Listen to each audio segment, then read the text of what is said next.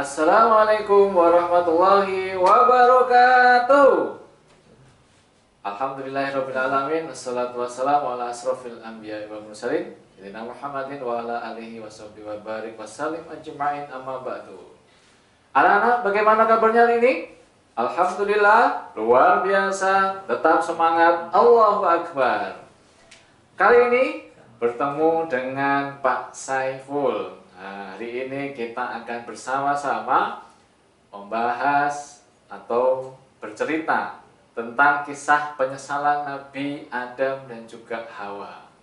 Di dalam Quran surat Al-A'raf di ayat yang ke-23-nya yang berbunyi, A'udzu billahi minasy syaithanir rajim.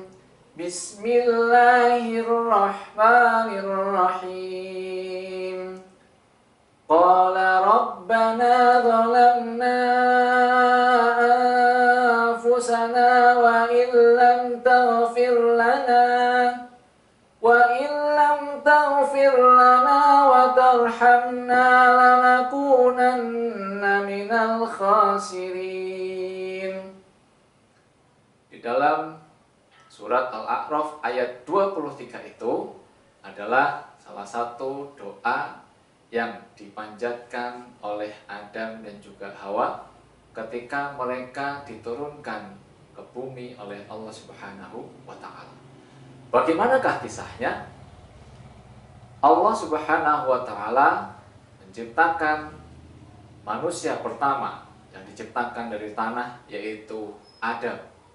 Ketika menciptakan Adam, pada saat itu timbullah perasaan iri, perasaan hasad dari iblis.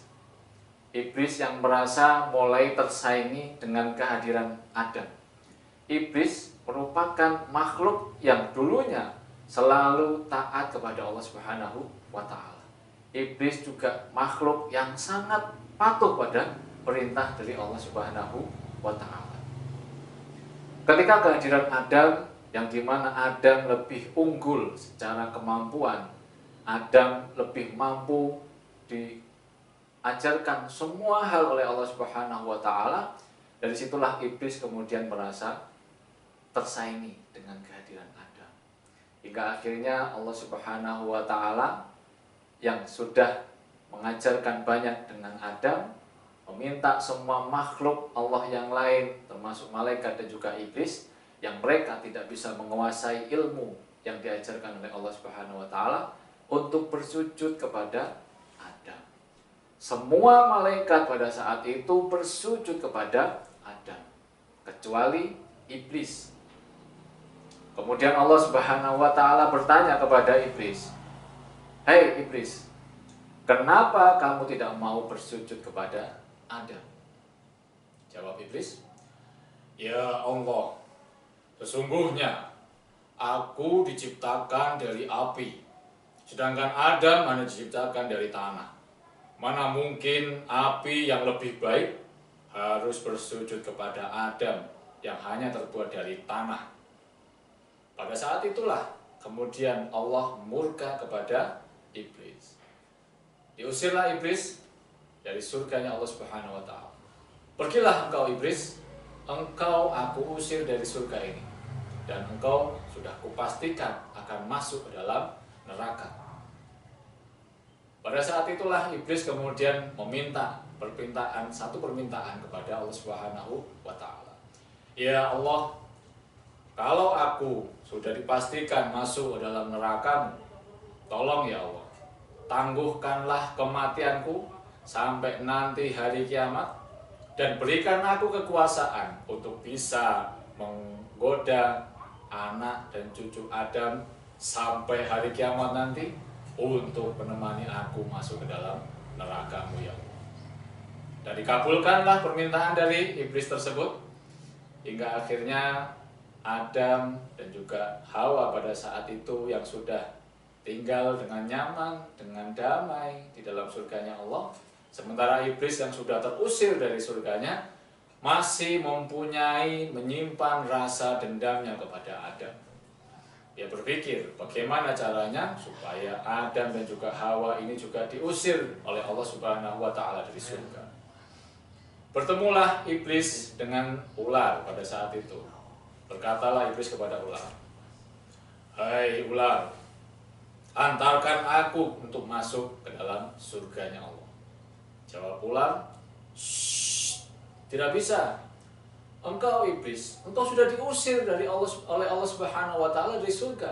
Mana mungkin aku kemudian mengantarkanmu untuk masuk ke dalam surga lagi."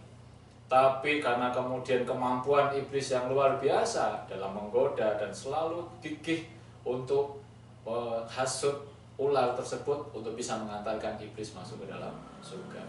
Hingga akhirnya ular mau mengantarkan iblis tersebut. Sampailah setelah kemudian berhasil masuk ke dalam surga, iblis yang melihat Adam dan juga Hawa pada saat itu yang sedang duduk santai. Disitulah iblis kemudian punya ide. Di antara semua hal, makanan, minuman, atau apapun yang di surga, hanya satu yang memang tidak boleh dimakan oleh Adam, yang dilarang oleh Allah Subhanahu wa taala untuk dimakan oleh Adam, yaitu buah khuldi. Timbullah pikiran jahat dari iblis pada saat itu. Aha, aku akan mencoba menggoda Adam dan juga Hawa untuk memakan buah khuldi tersebut. Olehlah kemudian iblis mendekati Adam. "Wahai Adam dan juga Hawa, kenapa kalian tidak mencoba untuk makan buah khuldi tersebut?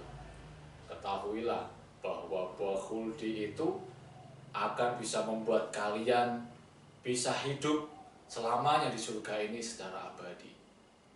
Adam yang pada saat itu masih menolak, masih tidak mau mengikuti ajakan dan godaan dari setan dan juga iblis. Tidak, sesungguhnya Allah sudah melarang aku untuk memakan buah tersebut, mendekati buah khuldi tersebut. Bagaimana mungkin aku bisa mematuhi perintahmu, yang sebenarnya itu adalah larangan dari Allah Subhanahu wa taala. Tapi iblis tetap gigih, dia tetap menggoda Adam. Demi Allah Adam, dengan menyebut nama Allah dia berbohong, dia menghasut Adam. Demi Allah Adam, sesungguhnya aku sudah dengar sendiri, Allah sudah membolehkan kamu untuk memakan, mengkonsumsi buah khuldi tersebut. Ketika disebutkan nama Allah di situ dengan sumpah dan janji palsu dari iblis, kemudian Adam tergoda untuk memakan buah khuldi tersebut. Dan akhirnya Adam memakan bersama Hawa, yang akhirnya setelah mereka memakan buah khuldi tersebut, aurat mereka mulai terbuka. Mereka mulai merasa malu satu sama lain.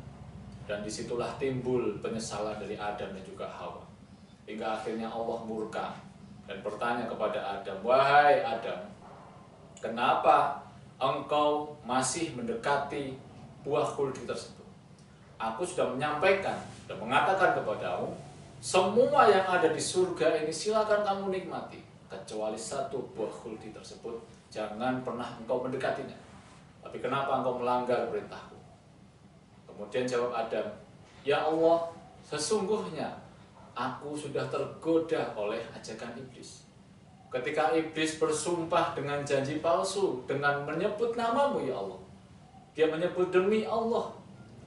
Maka ketika sudah disebut namamu, aku sudah tidak berpikir dua kali untuk melakukannya ya Allah."